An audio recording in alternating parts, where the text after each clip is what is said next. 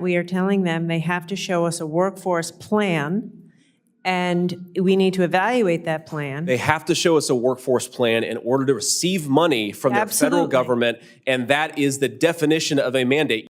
Thanks, Madam Chair. Thanks, Secretary Raimondo, and a witness for being here. I appreciate it. I want to say, or at least echo, some of the comments that colleagues from across the aisle have made of my colleague, Senator Young, and some of the great works done on the CHIPS Act. I, of course, wasn't here when the CHIPS Act was passed, but I certainly would have supported it because I think it's important to bring American manufacturing, especially in high technology industries, back to our country.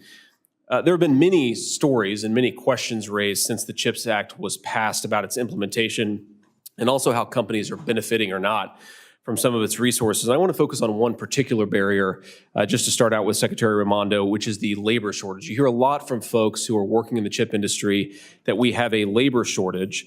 You hear this, of course, from Taiwan Semiconductor, which has tried to build a $40 billion facility in Arizona and is effectively trying to import skilled engineers from Taiwan because they say they can't get the labor from here. Is that an accurate assessment of the situation, that we have, of course, the need to produce chips in America, but we also have a shortage of skilled labor and recruiting the people to actually make those chips? Yes, it is.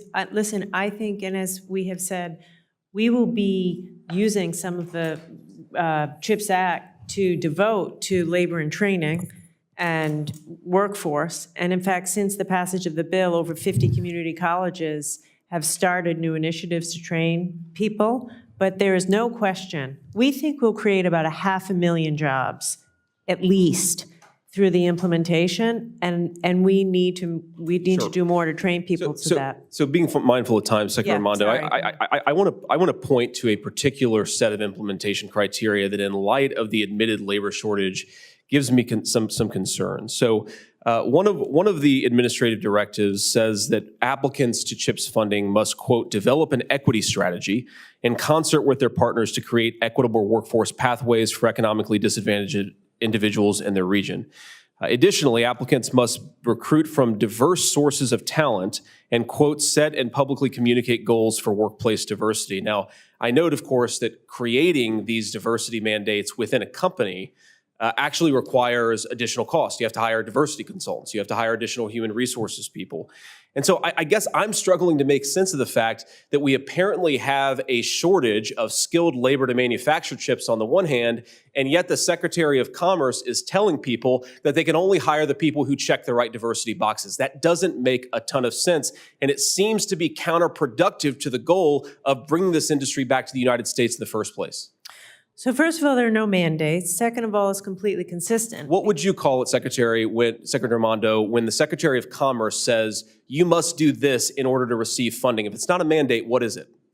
What it is that we are telling them they have to show us a workforce plan, and we need to evaluate that plan. They have to show us a workforce plan in order to receive money from their federal government, and that is the definition of a mandate. You must do X in order to receive Y dollars. Let me make this point, Secretary Raimondo. Look, think about this from the perspective of a company that is thinking about locating a chip fabrication facility in this country or in China.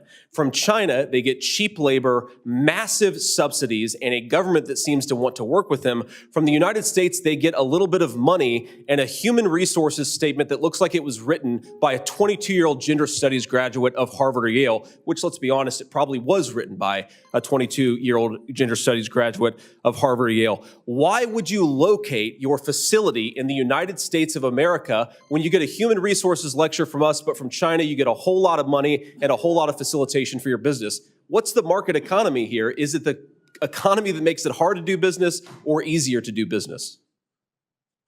I'm curious, where would you locate the facility given those two separate sets of criteria?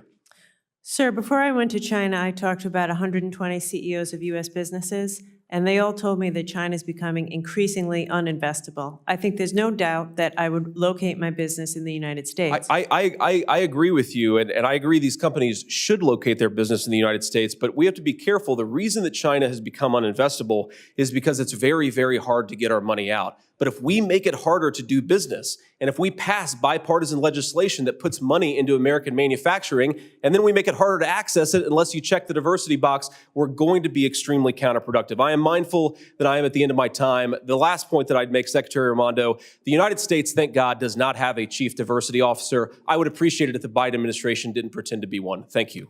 My job is to protect taxpayer money, and in order to do that, these companies have to be able to meet their mission, and in order to do that, they need to have a trained workforce, and I'm going to work with them to make sure that happens. I don't think diversity Senator mandates are Rosen. part of that. Senator Thank you, Rosen. Madam Secretary.